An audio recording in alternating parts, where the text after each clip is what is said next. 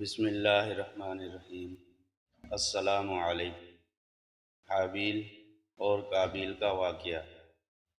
حضرت آدم علیہ السلام کی زندگی میں ان کے دو بیٹوں حابیل اور قابیل کا اہم واقعہ رونما ہوا، جسے قرآن کریم میں بھی بیان کیا گیا ہے۔ حضرت آدم علیہ السلام و حوا رضی اللہ عنہا سے نسل انسانی کی ابتدا۔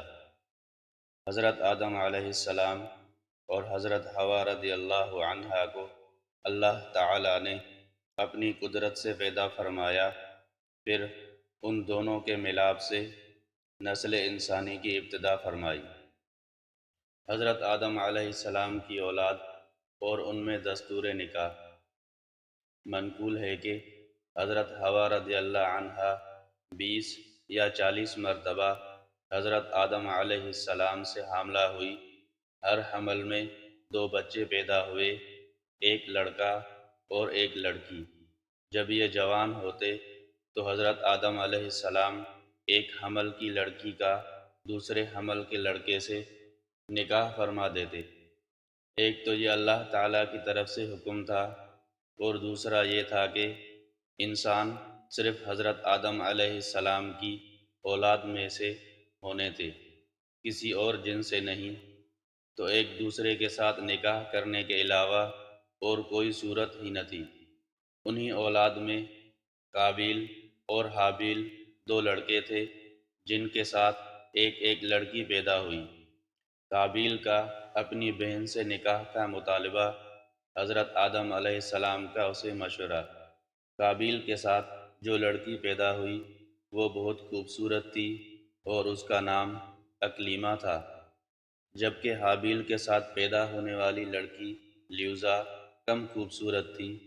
جب حضرت آدم علیہ السلام نے شرعی دستور کے مطابق قابیل کا نکاح لیوزا سے اور حابیل کا نکاح اکلیمہ سے کرنا چاہا تو قابیل اس پر راضی نہ ہوا اور مطالبہ کیا کہ میرا نکاح اکلیمہ کے ساتھ ہی کیا جائے۔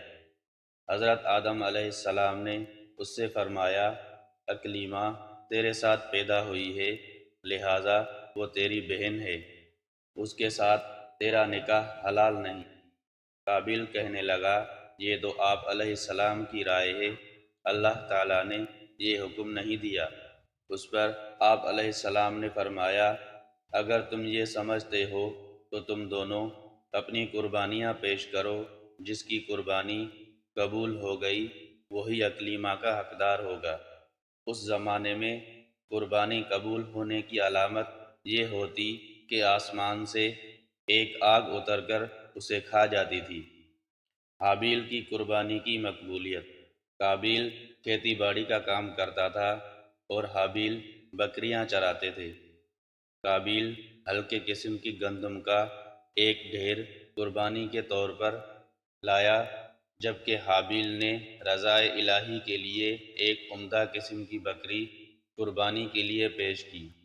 پھر گندم اور بکری کو پہاڑ پر رکھ دیا گیا۔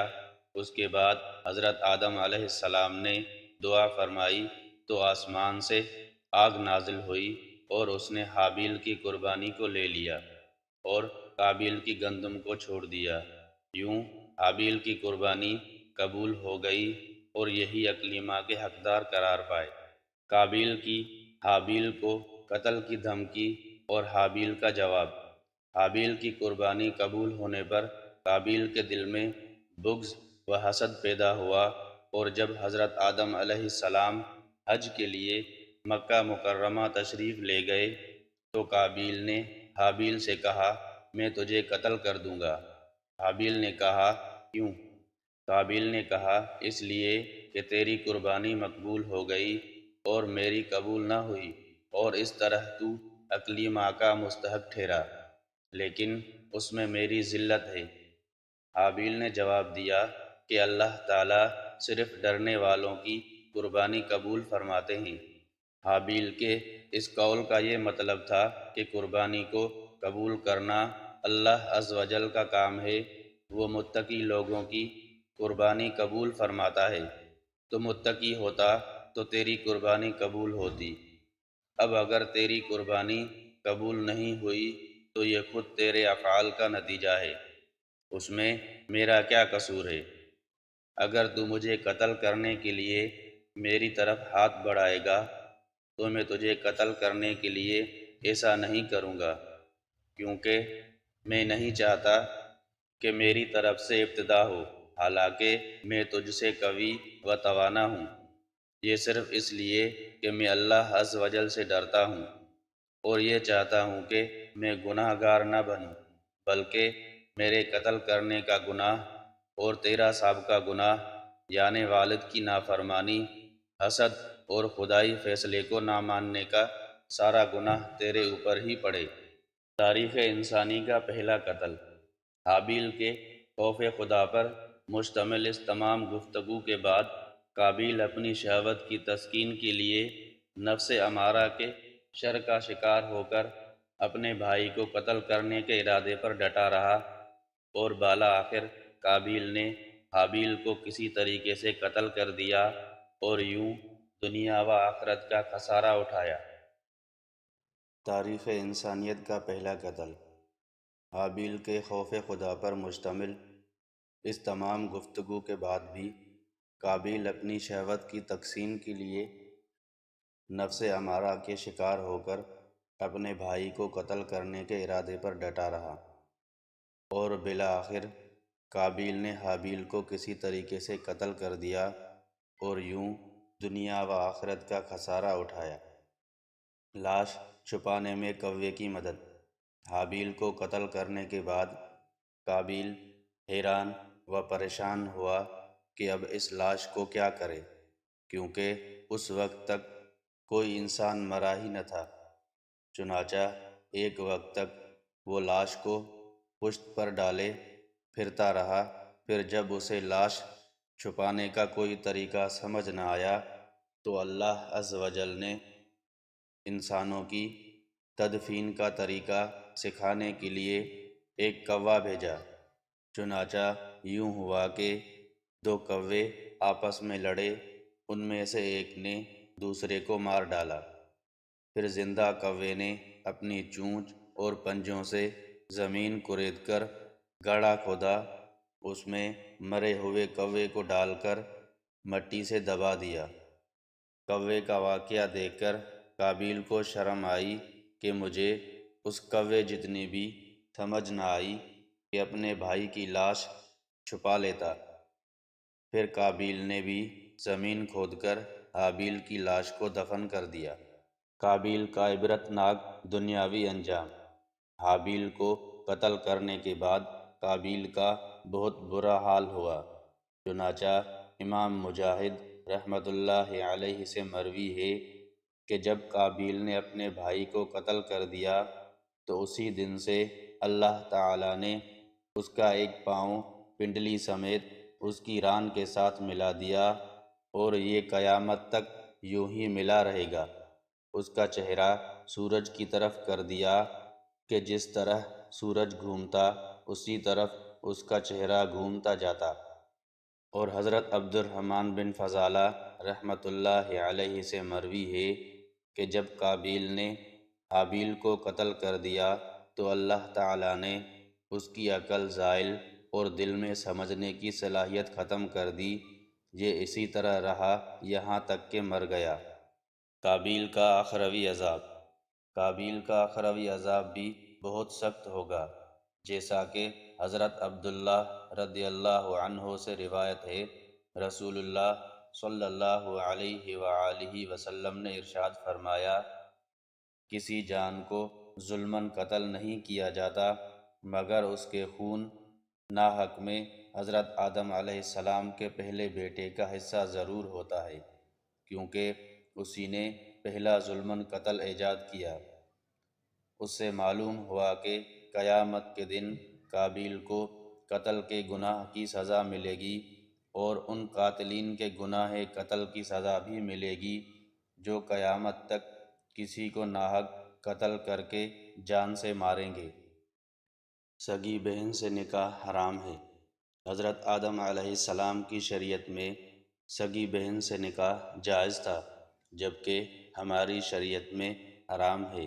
جیسا کہ ارشاد باری تعالی ہے، بسم اللہ الرحمن الرحیم، حرمت علیکم امہاتکم و بناتکم و اخواتکم۔ ترجمہ: تم پر حرام کر دی گئیں تمہاری مائیں اور تمہاری بیٹیاں اور تمہاری بہنیں۔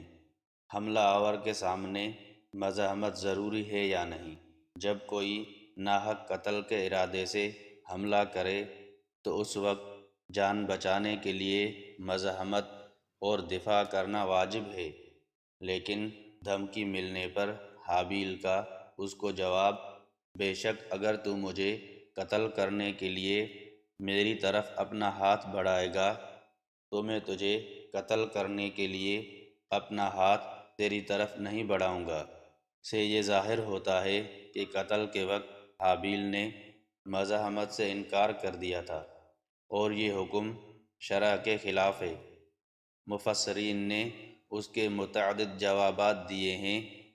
ایک، حابیل کا یہ کلام واعظ و نصیحت کے طور پر تھا تاکہ قابیل کے دل میں ناحق قتل کی قباحت بیٹھ جائے اور وہ قتل سے باز رہے۔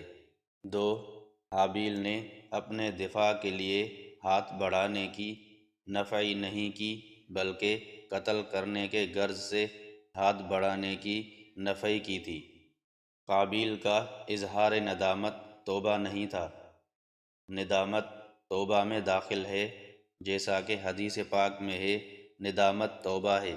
لہٰذا جب قابیل نے اظہار ندامت کیا تو وہ توبہ کرنے والوں میں سے ہو گیا۔ پھر اس کی توبہ کیوں قبول نہ کی گئی؟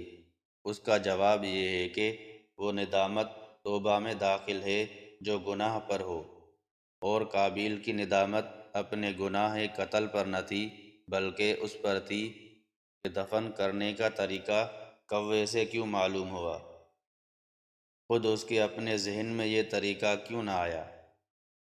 درس و نصیحت۔ حابیل و قابیل کے واقعے میں ہمارے لیے بہت سے درس اور نصیحتیں ہیں۔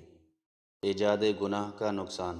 گناہ ایجاد کرنا گناہ کرنے سے بھی زیادہ برا اور نقصان دہ ہے، کیونکہ گناہ کرنے کی صورت میں اپنے ہی گناہ کی سزا ملے گی، جب گناہ ایجاد کرنے کی صورت میں اپنے گناہ کے ساتھ ساتھ بعد میں ارتکاب کرنے والے تمام افراد کا گناہ بھی کھاتے میں آئے گا، اور یوں اس کے گناہ کا میٹر مسلسل چلتا رہے گا، اگرچہ دوسروں کو بھی ارتکاب گناہ کی سزا ملے گی۔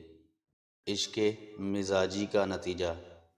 قابیل کے افعال بد سے ظاہر ہوا کہ کسی کو ناحق قتل کرنے پر ابھارنے اور فتنہ و فساد کا ایک بہت بڑا سبب ناجائز عشق مجازی ہے، جس میں آج کل لوگ شرم و حیا کو بالائے طاق رکھ کر اور پردے کے اسلامی احکام کی پابندی نہ کرنے کی وجہ سے دھڑا دھڑ مبتلا ہو رہے ہیں، جس کی وجہ سے قتل و غارت گری کا بازار بھی گرم رہتا ہے۔ حسن پرستی کی مذمت۔ قابیل عورت کے حسن پر فدا ہوا، اور حسن پرستی انتہائی خطرناک عمل ہے۔ حدیث پاک میں ہے، عورت کے محاسن کی طرف نظر کرنا ابلیس کے زہر میں بجھے ہوئے تیروں میں سے ایک تیر ہے۔